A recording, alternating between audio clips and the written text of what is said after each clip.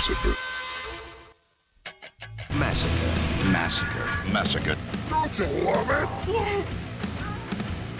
Ah, yes, it is that time of the week yet again. Round your greasy little faces up to the radio because Massacre Radio has just begun. I, of course, am your host, Membersonly Dave, on this, the 31st episode. Not only that, but I'll be joined a little bit later on by my guest, writer-director Uwe Boll. You know, it only made sense, since we had on Zack Ward last week to talk all things Postal, that we had the director of the film himself join us, and that will happen in just a bit. But first, you know, speaking of guests, I've been trying to book a guest myself here on the program for the longest time. Weeks, even months it seems, you know, and not only that, but I have his phone number. He just hasn't been answering my calls, so I figured what better time than right now than to give him a call, see if he's ready to pick up. Let's see what happens here. Let me just get this out and start dialing this in.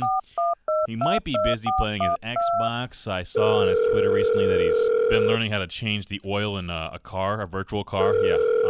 Ooh, it's ringing. Let's see what we got here. Your call has been forwarded to an automatic voice message system. Will be the bass guys. Radiation from the computer is hurting my eyes. I love it. Swag. At the tone, please record Okay, your well, message. I'd leave a When you message, have but finished I have a recording, show to do, so I'll phone him again on next week's show, see if we can't reach him then. Anyway, we'll be back with more Massacre Radio after this. Say, you got a nice form there, fellow pumper. Mind giving me a spot? Yeah, no problem. You don't care if I turn on a little bit of music first, do you? I want to get the juices flowing, you know? Whatever. Whoa, what are you doing? I love that song. Not in this here, Jim Sparky. I thought you'd turn on a radio program or a podcast or something. Ain't nobody trying to hear that mess. A podcast or a radio program? I'd never really listened to one before. What would you suggest? Here, check this here out. It's my new favorite. It's called Massacre Radio. Massacre Radio. Okay. No, not Massacre. Massacre. This guy's great. Listen to this. Time for your mind. It's happy. I'm back. You know what? Throw some extra tens on this bar. I'm gonna go for a personal best. You ready? I don't know, man. Take it easy. There you go. You're doing it. One more. Wow, you're a beast, man. That was awesome. Thanks. I couldn't have done it without you. And Massacre Radio. Massacre Radio. Oh yeah, it's Members Only Dave right here on WKMA Cleveland and HD2 station. You're dialed into Massacre Radio. And wouldn't you know it, joining me now on the Massacre Radio Hotline, which you too can call at 440-941-8585. It's a man who once got into the ring and boxed some of his fiercest critics. He's also wrote and directed many of your favorite films. I'm pleased to welcome none other than writer-director Uwe Boll. Hey, it's really great to speak with you. Thank you for taking the time today. How are we doing? I'm good. It's carnival season in Germany where I live. So everybody outside are dressed people getting drunk. So it's all good. Well, we have a lot to get into in the short time that I do have you on. And the biggest thing I wanted to talk to you about was your movie Postal, since Massacre Video is releasing a 4K UHD Blu-ray of it. But when you first got approached by them and you found out that they wanted to remaster your film Postal, what was your initial reaction to that? What were you thinking? I was happy. I was super excited because I felt like a lot of my films, they were only like an HD finish, basically. Nobody ever put them on UHD or 4K. And so when Louis approached us, I was very happy. So we did BloodRayne. I hope I can do more films with him too, because it's also about the legacy, you know, to have all my films in one point and on 4K. I think it's very important. No, I was very happy. So I got to tell you, I rewatched Postal for the first time in some years, and the opening scene where they crash the plane into the tower, you know, the first time I ever did see that, I was pretty shocked, you know, but I couldn't believe that I saw that sequence in a movie. But I love how unapologetic you are with your filmmaking. So where is the line for you in terms of what you will or won't do in one of your films? It seems like nothing is off limits. I mean, is there any subject matter or topic that would give you pause, or do you think more along the lines of anything goes and it doesn't matter if it offends people? I think overall, I think everything should be possible, right? To make jokes about everything. I'm a big South Park fan. So the thing is with South Park, because it's animation, you get away with things a little more as you do it with real actors. What I also wouldn't do is bring kids in very uncomfortable situations, what they do in South Park all the time, right? Where they have nudity and everything. I would never do that with children in front of a camera. So there are rules I would not like, because you could really have a negative impact on the actors, so that I don't want. But overall, in regards of content, to make social commentaries about the reality and about things they actually happen on the planet. So, there I think it's important to bring the humor in. I had a session with the Actors Think Tank in New York few days ago on also a Zoom meeting. And I said, okay, you know what? The most important thing, what I think, is to go with humor through your life, because it makes everything takeable, everything, like you can endure everything, because the reality a lot of times is hard, is sad, is crazy. And I think to make jokes about it, it's so missing. I don't see a lot of comedies these days. It's not a lot of comedies out there. And most of the comedies are normally now this kind of, always this romantic comedies or, the family kind of Christmas comedies. But the comedies I grew up with, like Naked Gun and stuff like this, they are not existing anymore. And I think it's sad. And I think it's a lot of times because of the diversity writers and all that shit what that streamers have. It's like impossible to make a funny movie if you have to basically put everything into account. Could that offend this person, that person, this nation, this race, this skin color? If you start with this, you cannot make a comedy. And I feel like rewatching Postal is one of my biggest joys, because it really didn't care at all. When you watch the film, I think it's also the reason it turned into this kind of a cult movie, because people love it. They just love it that there are no holdbacks. The wheelchair driver scene or whatever, but why not? I mean, as long you can laugh about it, and they shouldn't and that is also a big problem, I think, in today's time.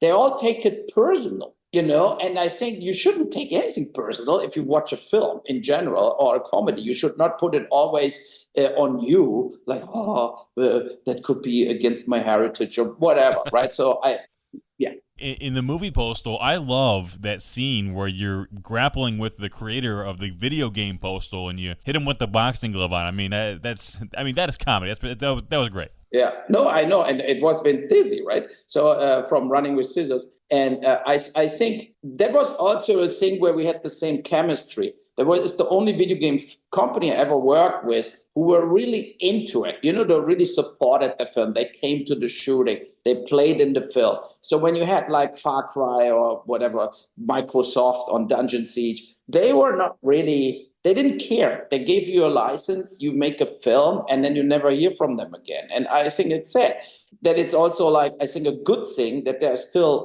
companies out that they have that one game and they're promoting it, and that is their life. So I'm very happy about Postal. It's really, from the shooting, was my favorite film I ever made, and from the rewatchable quality, absolutely also. So both your films, BloodRayne and Postal, are getting the 4K UHD Blu-ray treatment. I got to ask you, what other films of yours do you think are the most deserving next anyway? Yeah, I mean, I think Rampage 1, then all the House of the Dead, Alone in the Dark, In the Name of the King, The Dungeon Siege, Far Cry. So I think Far Cry is maybe in 4K, but this kind of a little older films too, I think they were all shot on 35 millimeters, so they should be doable to get a very high-end quality 4K version.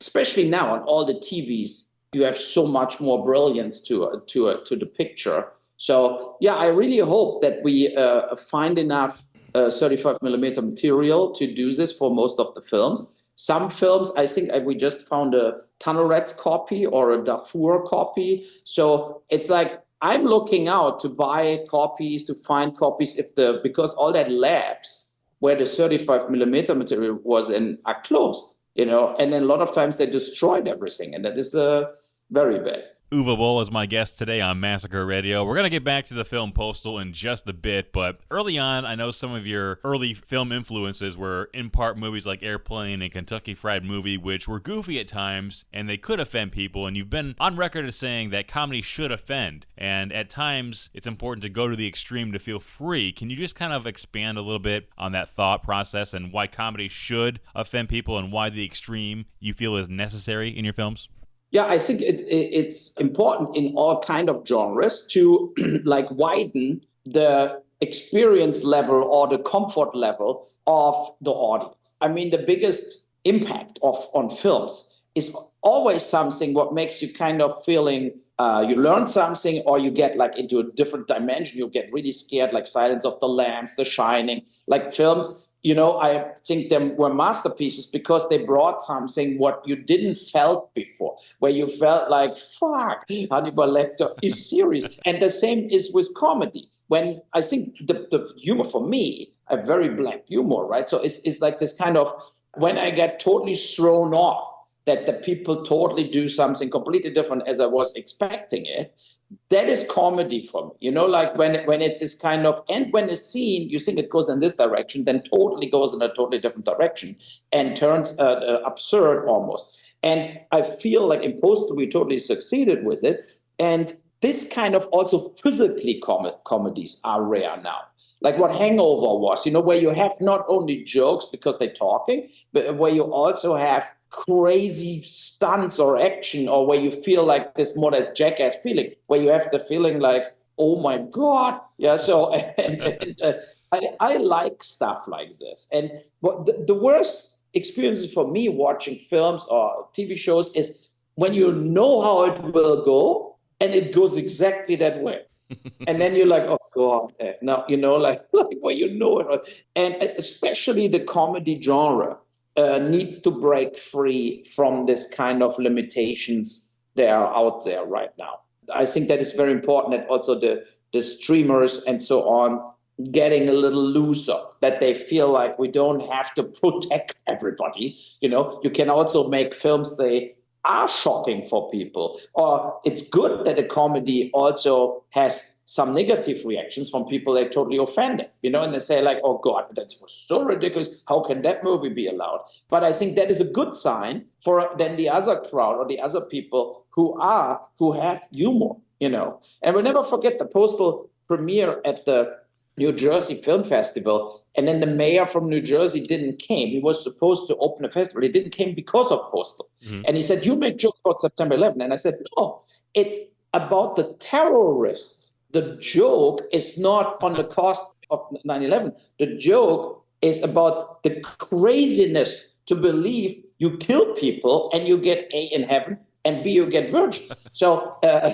you know, that was the scene, and not like making jokes about victims. So, and that is the thing. I think a lot of people now, they prejudge too. They are like this kind of, you cannot do this. You know, so it's like, oh, then I don't feel good and so on. And it's tough, I think, also on film sets now to do this kind of comedy, you know, where you have the feeling, oh God, they called a union because of that joke, you know, like stuff like this. And I think that is a bad kind of McCarthy atmosphere. But, you know, but from the other side, it's like the woke police is around now. Okay, so I have to ask you about your critics throughout the years, because everybody knows by now, or at least they should know, that you famously boxed 4 critics in Vancouver back in the day. But as it pertains to your films, though, did it ever feel, or does it even feel these days, that no matter what movie you might make, whether it's good or bad, that you'll always be a target of criticism from the media just because you are who you are? 100%. It's like, I felt most of the newspaper reviewers, they don't even watch the films. They just like copy and paste all the same. And that is, it's so wrong, because if you actually see what movies I did all genres, totally different films. I didn't make films like whatever the typical sci-fi director who did only sci-fi movies or only monster movies or whatever. So I have a big range in genres I did. But what I recognize too is in the last 5-6 years, maybe because of the streamers, the reactions get better to the films. Like the people like the films. And then when Rampage ran on Netflix, for example, it really gained an audience. The people really said, oh, wow, that was totally different as what I see here normally. And that helps, of course, to change a little the past, where the people are like just like prejudged everything. And then they didn't watch it because it cost money. They didn't went and bought the ticket, or they didn't bought the DVD, and then they never really watched it. So that is now different with the movies basically available on Apple, Amazon, and so on. It makes it easier that people also correct the opinion about me. I think one of the biggest mistakes I did when I was young and starting making these video game-based films was that I never had an agent. I never had a manager. I never had a PR agent, and I always said what I meant. I was never diplomatic. And that throws Hollywood off because they're all used to, they make money on everybody, so, and if you don't have an agent, you don't have to pay him 10%. So, and I felt, for what? If I raise the money, why I should pay an agent? So, but of course, agents also protecting their clients. And they would maybe stop that wave, the anti-Boll petition and all that stuff. It would maybe never happened if like William Morris would represented me at that point, right. So yeah. A lot of the time I feel like the criticism on your films is unjust and that you're largely a misunderstood artist, If you go ahead and read the reviews on some of your films from fans, from people who aren't necessarily critics per se, and people who actually watch the film, people seem to get it and love what you do. And I think that says more about the haters, the critics who have in the past unfairly dumped on your projects, Totally. It's also like when you see on IMDb, right? On IMDb, they just copy Rotten Tomatoes. And so you basically have very low rates. Then you go on Amazon and you check the readers, like the actual viewers, right? The stars. You will barely find a Boll film under 4 stars. It's like on the actual sites where people watch something and judge it. And that is a good sign, And I always said that also to streamers or whatever when we were negotiating about whatever. I said, look who watches the films for real from the normal audience and what they think about it. And I think I hit the nerve of this kind of typical New York Times reviewer or whatever, because House of the Dead was maybe the first film they ever saw from me. And they hated it, like a zombie movie, cheesy, So, and then whatever I did after, they looked with this kind of like the wrong eyeglasses on, basically. So whatever I did, if I did Rampage, Assault on Wall Street, Darfur, Postal, it never got a fair shot. I remember where I got a Raspberry nomination from Postal, and I said, "Are you sure?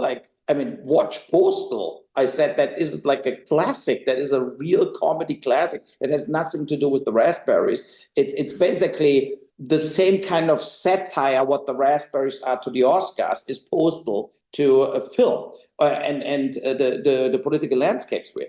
And I think they gave me the nomination because they wanted to give me the nomination because I was nominated for Alone in the Dark before and for BloodRayne. That was, in a way, it was kind of frustrating in between. But I think the key is to not dig too deep, right? So to not read every day the news about me or every day reviews or something. Yeah. Now, in previous interviews, you've stated in various ways that you make movies that are entertaining, and I totally agree with that. So, walk me through that formula if you can. What are 3 things in your mind every film needs to have for it to be entertaining?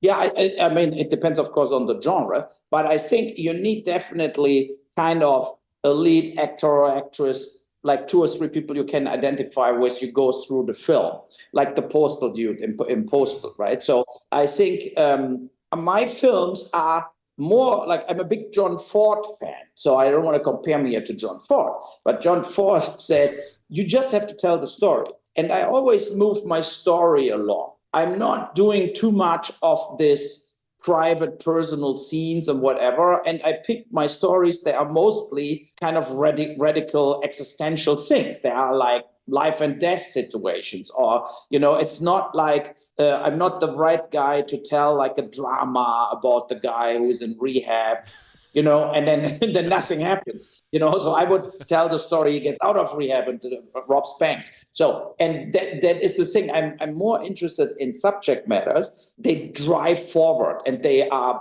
really about like, will this guy or this woman survive? And, like stuff like this. It's also that the films I watch are more this kind of straightforward action films, whatever, right? So, or TV series, so, and that is the thing. I was never the fan of just this kind of just melodrama.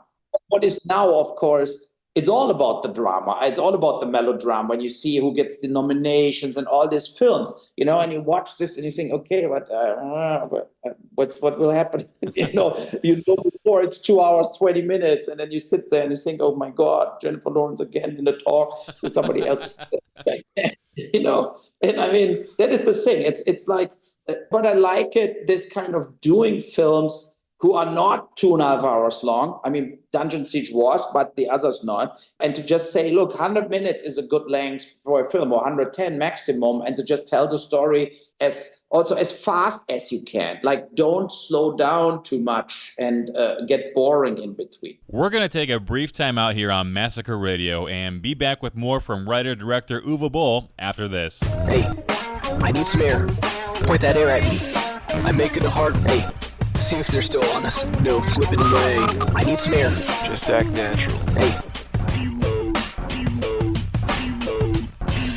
I'm making it hard. Hey, let me check.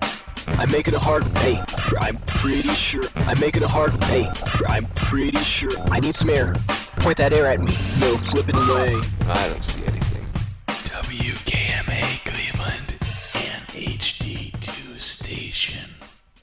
How about it? We're back here on Massacre Radio on WKMA Cleveland and HD2 station. And if you're just joining us, my guest today is writer-director Uwe Boll. And so far, we've covered his film Postal, his critics, and his idea of what makes a movie entertaining. Now, Uwe, for this next question, I kind of feel it's a little bit dumb, even though I wrote it myself. So I'm a little on the fence on whether or not I want to ask you. So I'm going to go ahead and spin this wheel here, and this wheel will determine if I ask you this question that I think is kind of silly, but let's see what happens here. Go ahead and give it a spin.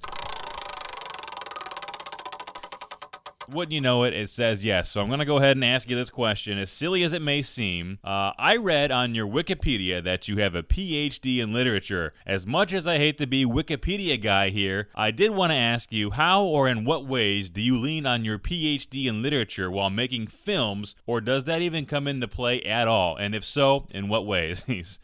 No, it's basically, in Germany, I couldn't get into film school when I was young because there were only 2 film schools. They took like 40 people total per year. So you had no chance if you don't know people.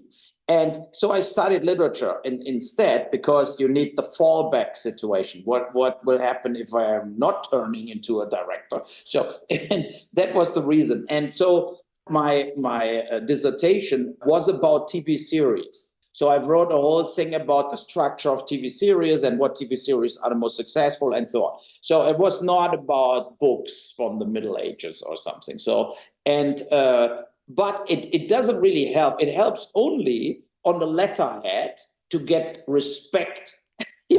So from business people, in the film industry, nobody really cares. But when you do businesses, when you have a film company or whatever, right?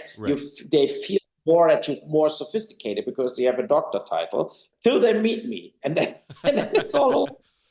I wanted to ask you about the movie-making structure these days. I hear it so often how big-budget movies could afford to take the risk back some 15, 20 years ago because they would make a bunch of money on the back end with DVD rentals and sales, but that model doesn't work anymore in the digital age, and studios aren't willing to take as many risks, it seems, So with you, having been a part of the industry for years, in your mind, Uwe, what is a successful formula for profitable movies in the age of streaming? Yeah, it's very tough to say. One thing is clear, that they feed whatever script they get into a computer, right? So they first use AI for the first point system analysis. And that is already, I think, very bad. Because on the one hand, AI, of course, can filter out what other shows were successful, and then compare it or whatever. But on the other hand, you don't want the copy of a copy. You want original. If it doesn't fit exactly in this kind of algorithm, and I think that is what we're seeing now, that we see kind of variations with different actors of the same stuff. We had it first with the superhero films, with all that Avengers and so on. It got very tiring out and boring, and then you have it also with a lot of TV series, I think, where you feel like that is something I basically watched before and now the same stuff. And so I think that is a mistake. On the other hand, somebody on Netflix told me they're getting like 140 scripts a day. How you want to handle it, right? So it's also easier. They just get it as a PDF and bing, sending it in and see what's coming back. So the real formula is not there. But I feel that a lot of streamers, and especially also Netflix, that they make mistakes. That I feel 80% what Netflix is producing is not hitting any mark. It's basically, I see myself, I go through the thing, I watch the little trailer, what comes up, and then I feel, God, I just cannot do it. I don't know about you, but it seems to me like Netflix has kind of been on a downtick. All these streaming services, it's just kind of becoming a different form of cable altogether. With Netflix in particular, though, how do you think they can bounce back to become the industry leader of streaming, the number one destination, if you will?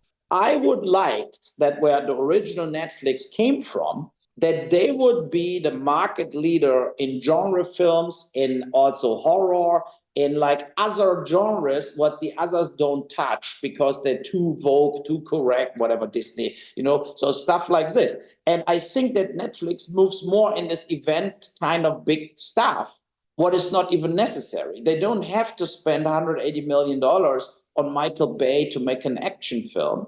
It's wasted money, because it will be after 2 weeks disappear into no man's land on the surface.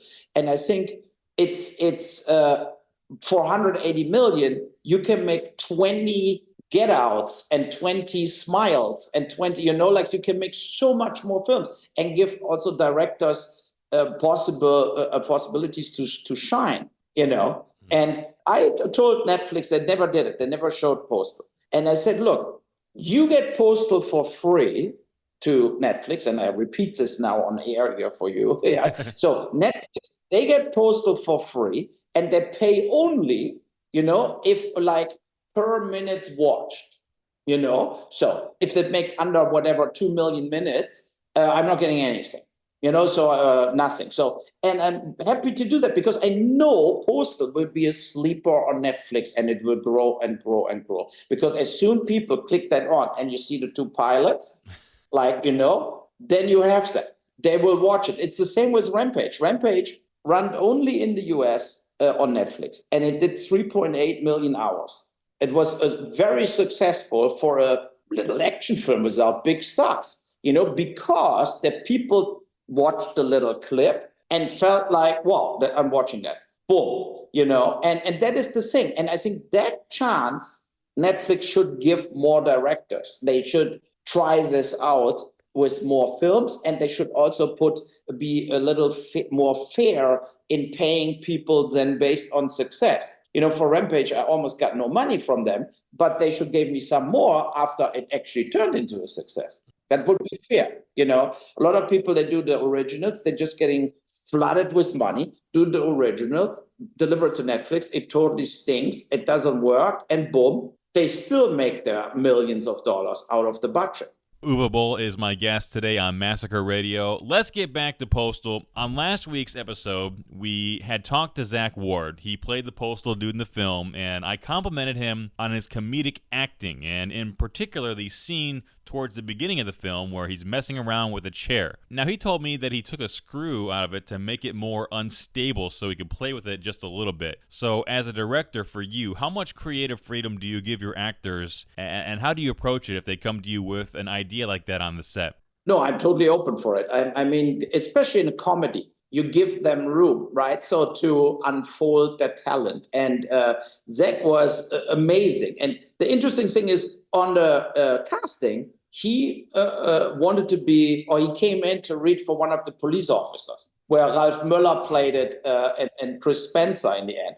And I said, that is the Postal Dude. I mean, when he started talking, right? And I was there with Dan Clark and the line producer, who's the window washer in the beginning. He played the window washer. We both looked at each other and said, no, that is the Postal Dude. It's unbelievable. He's exactly the guy we need. And I'm very happy that he did it. You know, I think he was absolutely perfect. And I think he has that in him, like to be this kind of loser who wants to be bigger as he is. You know, I told him always, you're like an actor, Zach. And he hated me for it. But it was, I mean, for him, I think it was also a great experience, you know. And I mean, all that years, I said, like, if a movie like this, we should have a second part, you know. So, or we spin it off in a 6-part miniseries or something. But I would love to do that. If you had to say, in your mind, what is it about the movie Postal do you think that resonates with people more than any of your other films? Because I know in the past you've said that you signed more copies of the movie Postal at like fan conventions than any of your other movies, maybe outside of Rampage.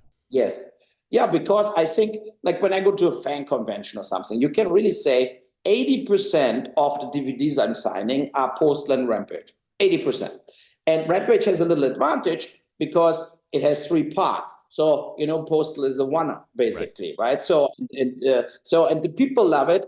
And also, wherever I went to a lot of festivals with Postal. In Tennessee, Chattanooga, I went to Austin. We went to Arizona, where for Vince Dizzy, like in Tucson. And no matter who watched it, lefts, rights, Democrats, Republicans, they all loved it. You know, they all gave them, I think, this kind of amusement where they're just like, they couldn't be mad about the content because it was actually funny and it was great actors all around. I mean, look at the cast from Postal, amazing cast. I don't think the agents would let all their people play in a film like this now. You know, if you go now to J.K. Simmons and you want him in a film like Postal, I think the agent would stop him, even if he wanted to, you know, or Dave Foley or J.K. Simmons is now Oscar winner. So, and then they would all say, oh, you cannot do that. You cannot do that. It's the end of your career. You know, you kind of talked about it a little bit earlier, but in your movie Postal, there is a lot of politically incorrect humor and subject matter. And these days, I don't think the movie could get made, you know, just based on the actors simply not wanting to be associated with something like that, you know. And whether that's fair or unfair, how do you break through the absurdity of actors being afraid to do roles these days because they might be afraid that they wouldn't get hired ever again?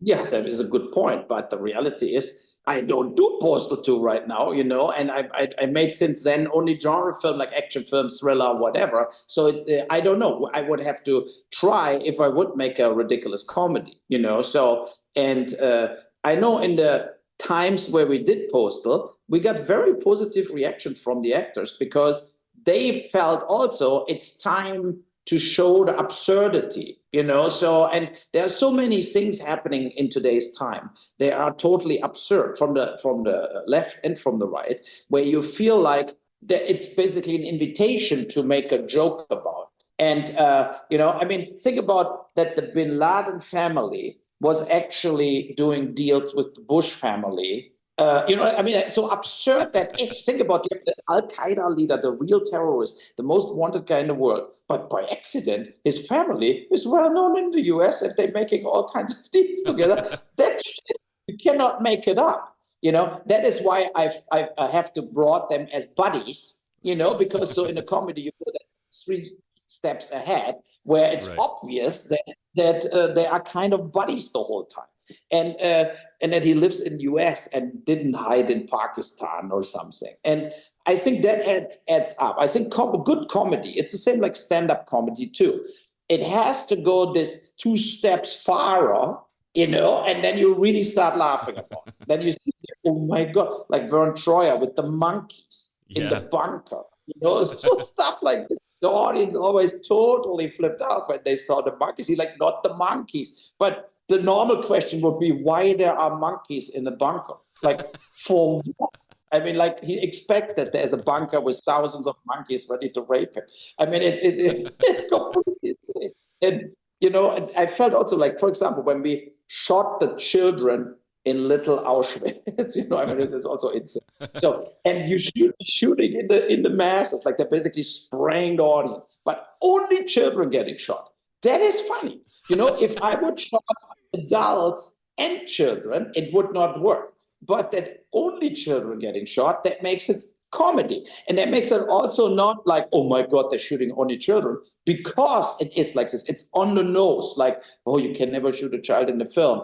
And we're shooting only child. Then it's funny. And I think that a lot of comedian directors, they have this self-censorship in today's time, right? So they don't go to what in animation, like Family Guy goes over the top a lot, or South Park, and they don't do that. They are just, God, the test screening, we could offend an old grandma with it, right? So, and then you thin out the gags, and everything gets a little too boring. And we went in Postal, and every scene, I think, and felt every scene has to be a standalone sensational scene where you feel like, when Uncle Dave with his sect guru girls, then he goes on the tour. I mean, it is like, you think, oh my God, he has the shitter right where the bed is, and stuff like this. And but that makes it then so funny, because you really go this far. So the number one question I think the people around the world are wondering about Uwe Boll is, when are we going to get a Nicolas Cage collaboration? I think that's just what the film industry needs these days more than ever, and they just don't know it. I know. And I'm shooting a film in April, Run. It's kind of an action film about the migrant crisis in Europe, but really with a lot of action. And I tried to get him, but he was booked already for something else. But I'm not giving up on Nicolas Cage, because I think he's as crazy as me in a way, right? So, and he, what I admire, because a lot of people wrote him off because he made so many films, right? So, but he always has that surprising films in between. And he never, it's not a decline to nothing with Nicolas Cage, it's more these waves. And I like it that he plays one movie too much instead of playing no movie at all. I don't think you would have Tom Cruise doing Born on 4th of July again. And that was a great film he did, so, and that is the thing. It's like, there are so many superstars. They're so like protective that they do like one film every 2 or 3 years, and they're totally protective of that film. And I like the attitude more of a Nicolas Cage, who says, why? I don't want to sit 8 months at home. I'm just shooting another film, if it's Pig or whatever. He did so many films, and there were a lot of the films were really good, even if they were then smaller and the budget was smaller, but they work. So I would love to work with him. Uwe, I heard through the olive branch that you are, in fact, a fan of pinball. You love playing pinball, so I was in a league for a few years myself. I love pinball. I want to know, what are your favorite tables? No, but here were the arcades. I played in arcades the whole time, right, with the real pinball machine. So I don't own one, but as soon as I see something in the bar, I throw the coin in and I play. So I like it. I got a lot of free games. Oh yeah, so you're pretty good. Yeah, no, I love it. Yeah, and but the thing is, we have table soccer at home. We play all the way table soccer tournaments here. But I know if I would have the machine here, I would lose too much time working. So it's better you're on holidays and you walk around, oh, there's a little arcade, so let's play a little. Then it's enough. Yeah. I know you had mentioned the upcoming movie Run, but is there anything else you'd like to mention while I have you on? Yeah, so in June comes in North America with Quiver, the distribution company Quiver, brings my film First Shift. So as a cop film, I shot in New York. It was Kristen Renton from Sons of Anarchy and Gino Pesi, Daniel Soli. And it's like a first shift of two cops in New York who need to get through their first shift. And it has a lot of comedy elements to it, a little like Bad Boys, Lethal Weapon vibe to it. But it's, of course, also very action-driven and dramatic. So on YouTube is the trailer, First Shift. So when you put it in, it's coming up. yeah, I hope a lot of people will, even if it will be only 10, 20 screens, but if it's running in the city where people are, it would be great if everybody goes and watches it. Writer-director Uwe Boll has been my guest today on Massacre Radio. Hey, thanks again for your time today. Have a nice rest of your day, okay? Buy it. Absolutely. Bye-bye. Bye. Massacre Radio. Hey, thanks again to my guest, Uwe Boll, for joining me. Don't forget to check out that Postal Blu-ray as well as the BloodRayne and his upcoming films Run and First Shift. Those sound awesome. Always a class act, that guy. I really enjoyed speaking with him. Anyway, I've been Membersonly Dave, and I'll talk at you next week.